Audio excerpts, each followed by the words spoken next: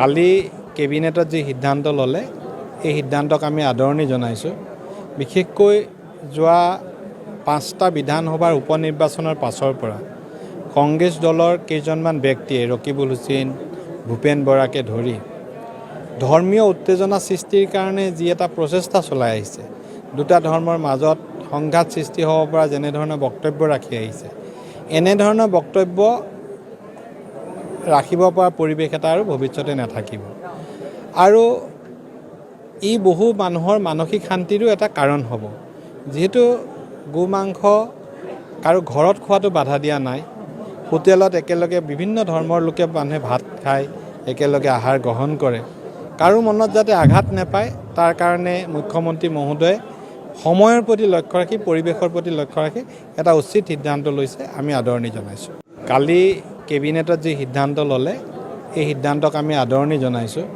বিশেষকৈ যোৱা 5টা বিধানসভাৰ উপনিৰ্বাচনৰ পাছৰ পৰা কংগ্ৰেছ দলৰ কেইজনমান ব্যক্তিয়ে ৰকিবুল হুছেইন, ভূপেন বৰাকে ধৰি ধৰ্মীয় উত্তেজনা সৃষ্টিৰ কাৰণে যি এটা প্ৰচেষ্টা চলাই আহিছে, দুটা ধৰ্মৰ মাজত সংঘাত সৃষ্টি হ'ব পৰা যেনেধৰণৰ বক্তব্য ৰাখি আহিছে, এনেধৰণৰ বক্তব্য ৰাখিব পৰা পৰিৱেশ এটা আৰু ভৱিষ্যতে নাথাকিব।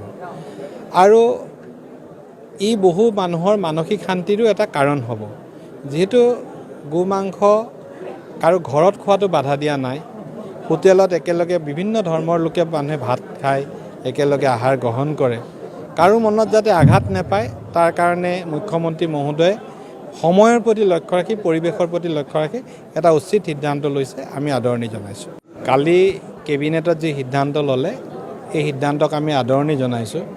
বিশেষকৈ যোৱা 5টা বিধানসভাৰ উপনিৰ্বাচনৰ পাছৰ পৰা কংগ্ৰেছ দলৰ কেইজনমান ব্যক্তিয়ে ৰকিবুল হুছেইন, ভূপেন বৰাকে ধৰি ধৰ্মীয় উত্তেজনা সৃষ্টিৰ কাৰণে যি এটা প্ৰচেষ্টা চলাই আহিছে, দুটা ধৰ্মৰ মাজত সংঘাত সৃষ্টি হ'ব পৰা যেনেধৰণৰ বক্তব্য ৰাখি আহিছে, এনেধৰণৰ বক্তব্য ৰাখিব পৰা পৰিৱেশ এটা আৰু ভৱিষ্যতে নাথাকিব।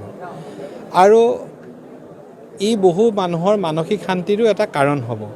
যিহেতু গো মাংস কাৰো ঘৰত খোৱাটো বাধা দিয়া নাই, হোটেলত একেলগে বিভিন্ন ধৰ্মৰ লোকে মানুহে ভাত খায়, একেলগে আহাৰ গ্ৰহণ কৰে, কাৰো মনত যাতে আঘাত নাপায় তাৰ কাৰণে মুখ্যমন্ত্ৰী মহোদয়ে সময়ৰ প্ৰতি লক্ষ্য ৰাখি, পৰিৱেশৰ প্ৰতি লক্ষ্য ৰাখি এটা উচিত সিদ্ধান্ত লৈছে, আমি আদৰণি জনাইছোঁ। কালি কেবিনেটত যি সিদ্ধান্ত ল'লে এই সিদ্ধান্তক আমি আদৰণি জনাইছোঁ।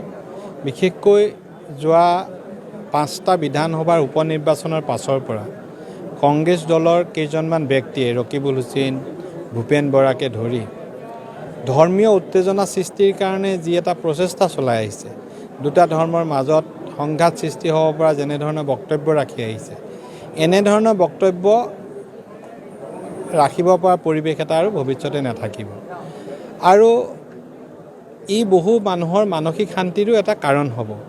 যিহেতু গো মাংস কাৰো ঘৰত খোৱাটো বাধা দিয়া নাই, হোটেলত একেলগে বিভিন্ন ধৰ্মৰ লোকে মানুহে ভাত খায়, একেলগে আহাৰ গ্ৰহণ কৰে, কাৰো মনত যাতে আঘাত নাপায়